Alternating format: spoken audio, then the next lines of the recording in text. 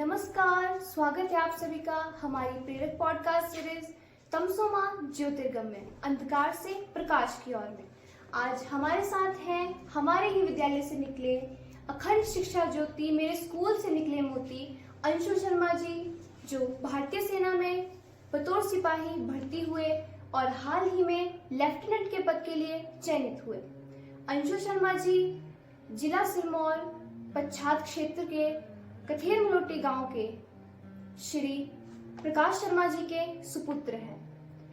प्रगतिशील किसान वर्ग से संबंध रखने वाले अंशु शर्मा जी ने 12वीं तक की शिक्षा इसी स्कूल से प्राप्त की है। तो आज हम जानेंगे एक बेटे से एक ऑफिसर बनने तक की प्रेरक यात्रा। तो सर, सबसे पहले हम आपसे आपका परिचय जानना चाहेंगे।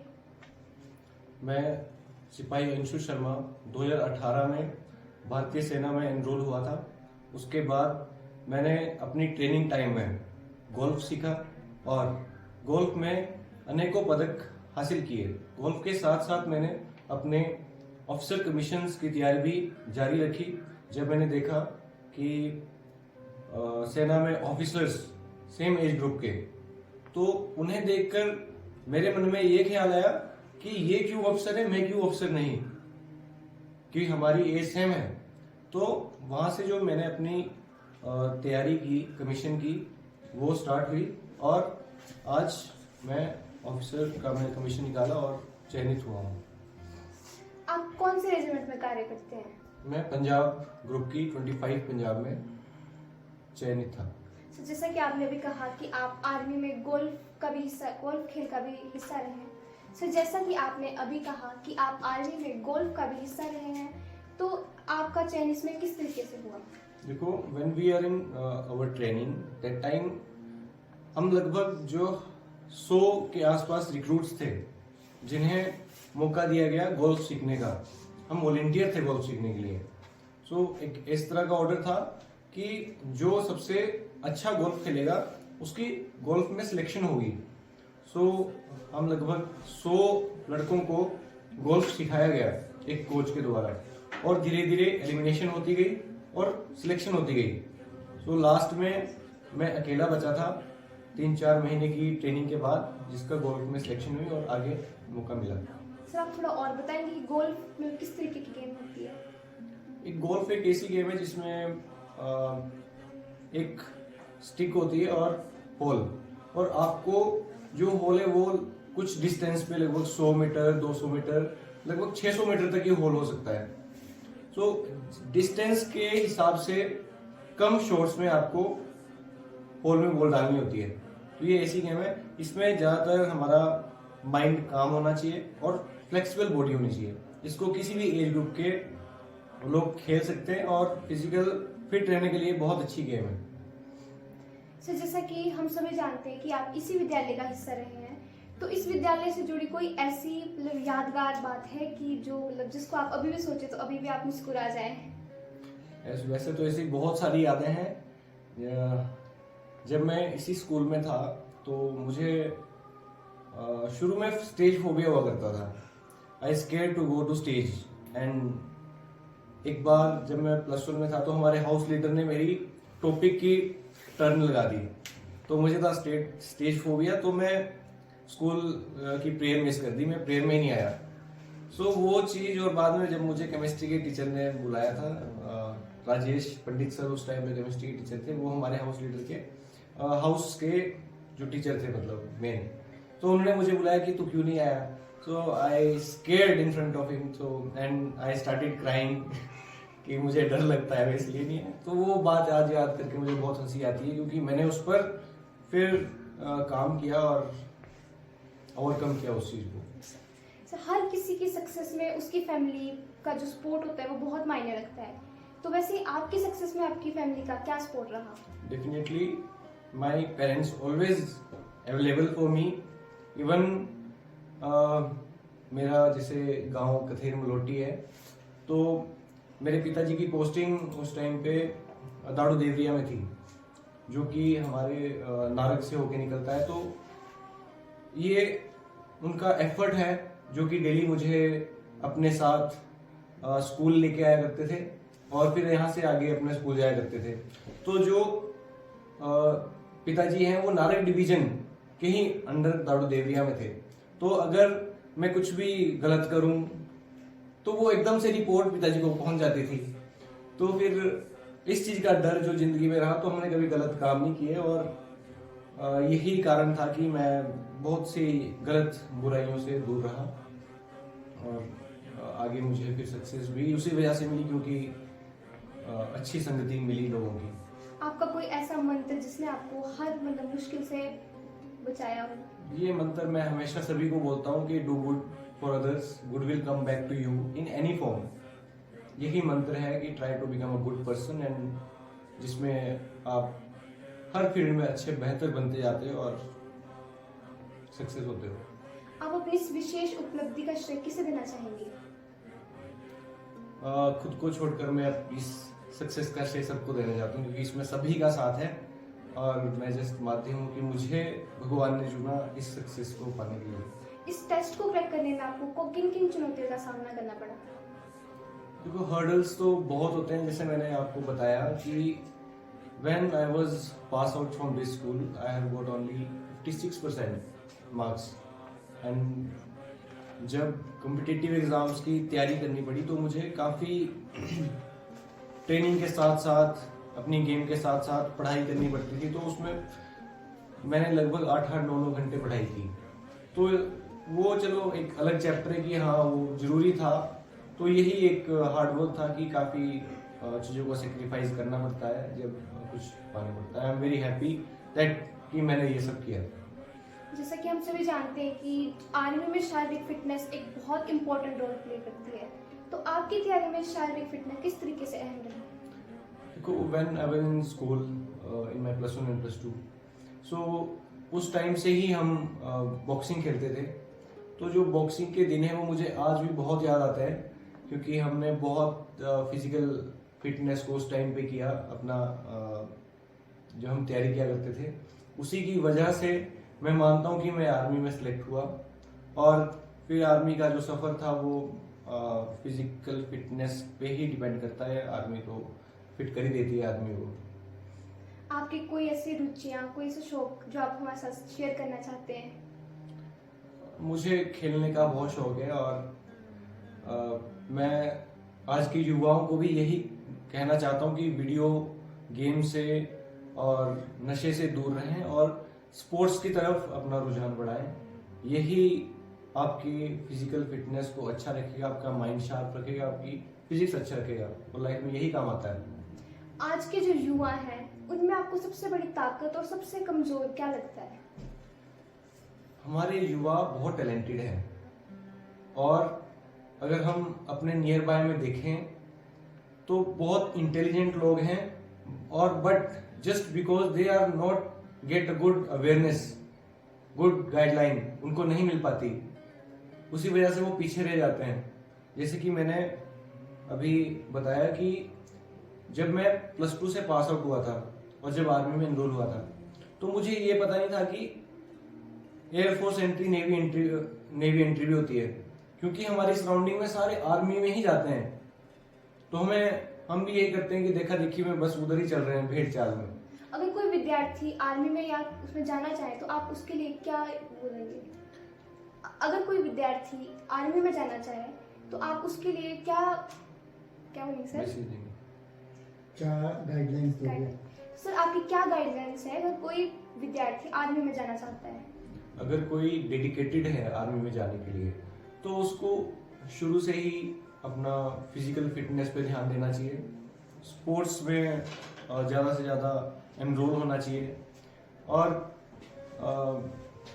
पढ़ाई में थोड़ा सा ध्यान देना चाहिए, क्योंकि अभी तो कॉम्पिटिटिव एग्जाम्स बहुत हार्ड है। और एक बात मैं बोलना चाहता हूँ कि जो छोटी जगह होती है उसके लिए बहुत भीड़ होती है।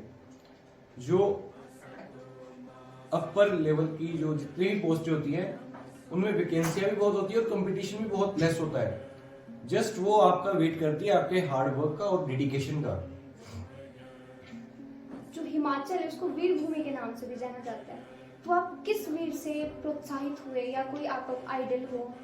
देखो, हमारी भूमि को तो वीर भूमि कहा जाता है और हम अपने चारों तरफ किसी भी तरफ देखें तो वीरों से भरी हुई है हमारी भूमि। तो ज्यादा दूर नहीं जाते हुए मेरी रिश्तेदारी में ही मेरे कई भाई थे जो आर्मी में पहले ही थे, तो उन्हें देखकर मुझे लगता था कि यार हाँ मुझे भी आर्मी में जाना है, और उसी से ही ज्यादा प्रोत्साहित में हुआ था। सर, आपके अनुसार सिपाही की भर्ती के लिए प्राथमिकता देनी चाहिए या ऑफिसर की भर्ती के लिए? देखो, दोनों ही एंट्रीज बहुत अच्छी हैं, बट ये मजबूरियां होती है लोगों की कि वो किस एंट्री को चूज करते हैं। अगर आप कॉन्फिडेंट हो कि आप ऑफिसर एंट्री में जा सकते हो तो आप डेफिनेटली ऑफिसर एंट्री की तरफ पहला अपना रुझान रखें। बट कई लोगों की मजबूरियां होती है कि वो पढ़ने में बहुत अच्छे नहीं होते बट उन्हें आर्मी ज्वाइन करनी है, या फिर शुरू से उनको वो गाइडलाइन नहीं मिल पाती, तो वो आर्मी ज्वाइन करके भी ऑफिसर कमीशन ले सकते हैं। अभी तो आर्मी में अब पहले +2 बेस ऑफिसर की एंट्री होती थी, अभी ग्रेजुएट एंट्री भी आ गई है। तो आप एज ए सिपाही ज्वाइन करके ऑफिसर रिकमेंड हो सकते हो। तो it's all up to you कि होता है ना कि एक हमें नौकरी मिल जाती है तो हम अपना ग्रोथ छोड़ देते हैं, तो अपनी ग्रोथ बरकरार रखनी चाहिए। Be progressive in your life, so that helps to grow in your life always. जब आप इस स्कूल में थे तो आपका एक्सपीरियंस कैसा रहा? इस स्कूल का एक्सपीरियंस तो मुझे कभी नहीं भूल सकता, क्योंकि यही स्कूल है जिससे मैं अपने खेल क्षेत्र से, चाहे पढ़ाई में, बहुत अच्छे टीचर्स थे यहाँ पे। जब मैं यहाँ पे था तो ये तो मैं ही था जो केयरलेस था, just because of more engage in sports. So मेरी केयरलेसनेस की वजह से मेरे पढ़ाई में थोड़े कम नंबर थे, but school was very good, चाहे स्टाफ्स के तौर पर लिया जाए चाहे फैसिलिटीज के तौर पर लिया जाए। जो आज का युवा है वो नशे और मोबाइल की गिरफ्त में आ चुका है, तो उनके लिए आपका क्या कहना है? मैं बिल्कुल एग्री करता हूँ आपकी बात से। आज का युवा मोस्टली नशे में पड़ा हुआ है, और नशे की वजह से ही वो सक्सेस नहीं हो पाते हैं लाइफ में। इवन कि स्कूल टाइम से बच्चे नशा करना स्टार्ट कर देते हैं, और इसमें जो सबसे बड़ा दोष वो मैं देना चाहता हूँ सोसाइटी का और उस बच्चे का खुद का।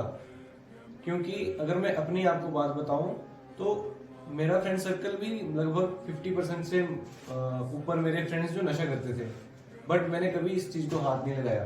सो it's all up to a person, if he is aware and dedicated and his will power is good, तो उसे खुद को ही बचाना चाहिए इन सब चीजों से, और इन सब चीजों से दूर रहना चाहिए। और अगर वो स्पोर्ट्स में एंगेज होगा, फिजिकल एक्टिविटीज में एंगेज होगा, तो डेडिकेटेड होगा अपनी हेल्थ के लिए।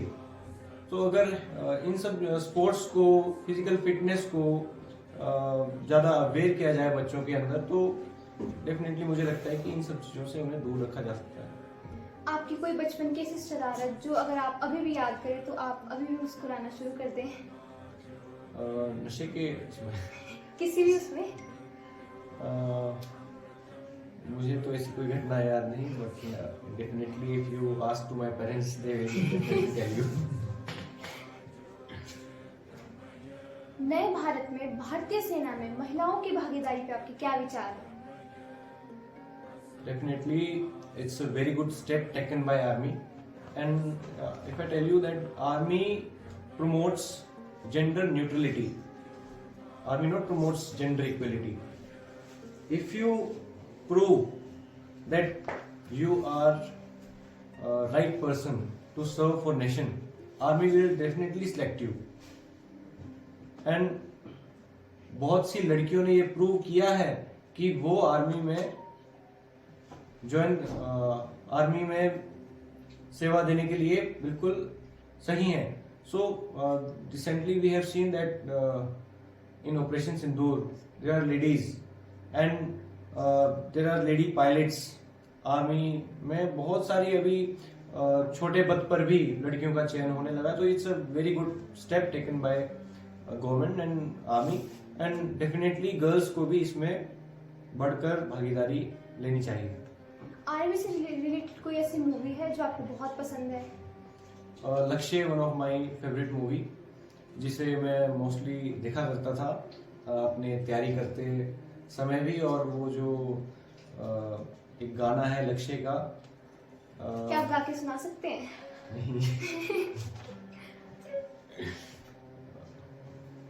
लक्ष्य मूवी का एक गाना जो लक्ष्य तो हर हाल में पाना है, that was my favourite song and that's motivate me. जब Hrithik Roshan, he is also Punjab regiment, actually ये मूवी जो पंजाब रेजिमेंट 3 पंजाब पे बनी हुई है, तो वो कुछ सिमिलरिटी सी फीलिंग आती थी कि हाँ ये अपना सा लगता था। तो लक्ष्य तो हर हाल में पाना है, तो it's very good and motivates always. Favourite time pass क्या है आपका? देखो, when I was in army तो मोस्ट ऑफ टाइम जो दिन का था वो मेरा गोल्फ में निकल जाता था। तो अगर टाइम पास भी करना होता था तो मैं गोल्फ की ही प्रैक्टिस किया करता था। जैसा कि हम जानते हैं कि आपने इंडियन आर्मी को गोल्फ में रिप्रेजेंट किया है, तो आपका उसमें क्या एक्सपीरियंस रहा? कुछ हमारे साथ साझा करें। गोल्फ एक बहुत ही काम माइंड की गेम है। सो गोल्फ को जब भी मेरे कंपटीशन होते थे तो मैं एक मेडिटेशन किया करता था। So in deep breath 108 times, so it's my calculation in meditation. So 10 से 15 मिनट की हमेशा। So if I am not telling wrong that 50% game मेरी हमेशा इम्प्रूव होती थी मेडिटेशन से। सो एक जेंटलमैन गेम है, तो I think it's also golf help me a lot to recommend in SSB. हमें पता चला है कि आप व्लॉगिंग भी करते थे, तो इसका आपका क्या कैसा एक्सपीरियंस रहा? मैंने स्टार्ट की थी ब्लॉगिंग कुछ टाइम पहले। सो वीडियो बनाने का मुझे ये फायदा हुआ कि जब अपना ब्लॉग तैयार करता था, it gives me a confidence, और इसकी वजह से मैंने अपनी काफ़ी इंग्लिश इंप्रूव करी ताकि मैं कैमरे पे अच्छा आ सकूं। और एसएसबी में भी जब लेक्चरेट होता है, जीडी होती है, उसमें भी मेरे बहुत हेल्प किया, क्योंकि एक फ्लुएंसी मिल गई मेरी वॉइस को, और मेरी वॉइस थोड़ी क्लियर हो गई, तो दैट हेल्प्स मी देयर। आपका जो फर्स्ट ब्लॉग था वो किस तरीके का था? एक्चुअली मेरे ब्लॉग्स फैमिली ब्लॉग्स हुआ करते थे कि हम कहीं घूमने जा रहे हैं तो ब्लॉग्स बना देते थे, ताकि वो एक यादगार रहे कि हाँ ये वीडियोस थी और हम यहाँ गए थे। तो उस तरह से वो बनाया गया था, बस, इससे ज़्यादा कुछ नहीं। कुछ अपने एसएसबी इंटरव्यू के बारे में कुछ जानकारी हमारे साथ साझा करें। देखो, एसएसबी सेल्फ सिलेक्शन बोर्ड एक प्योरेस्ट इंटरव्यू है और one of the toughest interview है वर्ल्ड में, जिसका सिलेक्शन रेट 3% से भी डाउन है। और एसएसबी आपको सिलेक्ट करने के लिए ही बैठा होता है, जस्ट ही एक पर्सनैलिटी चेकअप होता है, जिसमें कि एसएसबी ढूंढता है गुड कैंडिडेट्स को, जो कि एक ग्रुप के साथ ग्रो करते हैं और ग्रुप को लीड करते हैं। तो उसमें आपका बेहतर इंसान होना सबसे जरूरी होता है। अगेन, जैसे कि मैंने आपको पहले बताया कि do good for others, good will come to you in any form. So when you are a good person, then your psychology is good. If you are a good person, then you will make proud on your achievements. और जब आप एक अच्छे इंसान हो तो आप group को लीड करके ही चलोगे। ये एक अच्छे इंसान की खासियत होती है, और वही एसएसबी देखता है। एसएसबी में किस तरीके के प्रश्न पूछे गए आपसे? देखो, एसएसबी में एक ही इंटरव्यू होता है, मतलब टेस्ट के 3 सेक्शन होते हैं, एक साइक टेस्ट, एक इंटरव्यू पार्ट एंड एक जो आपका जीटीयू होता है। तो जो इंटरव्यू पार्ट होता है उसमें आपकी 1-to-1 इंटरेक्शन होती है इंटरव्यूइंग ऑफिसर से, तो वो क्वेश्चंस पूछते हैं, और उसमें वो क्वेश्चन पूछते हैं आपकी पर्सनल लाइफ से, जिसमें कि वो जान पाए कि आप किस तरह के इंसान हो। और मुझसे जो क्वेश्चन पूछे गए थे वो मेरी फैमिली बैकग्राउंड, मेरी यूनिट कहाँ है, मेरी यूनिट की डिप्लॉयमेंट एंड यूनिट के बारे में, मेरे बारे में, मेरी स्कूलिंग, मेरी गुड हैबिट्स, बैड हैबिट्स, ये सब चीज़ें। और 40 से 45 मिनट का इंटरव्यू होता है, जिसमें वो सब कुछ आपका पर्सनल, जो भी आपका पर्सनल है वो सब पूछते हैं, जिनसे उन्हें आइडिया हो जाए कि ये इस तरह का इंसान है। और एक इंटरव्यू ऑफिसर एक ऐसा ऑफिसर होता है जिसे मोस्ट ऑफ कैंडिडेट्स को लगता है कि हम इसे बेवकूफ बना देंगे, क्योंकि एक वो फेस टू फेस इंटरेक्शन हो रही है। बट हमें ये ध्यान रखना चाहिए कि वो इंटरव्यूइंग ऑफिसर एक बड़े ओहदे का होता है, उसने हमारे जैसे लाखों अपने सामने से निकाले होते हैं, तो वो बिल्कुल चुटकियों में पकड़ लेता है कि ये यहाँ मुझे ब्लफ कर रहा है।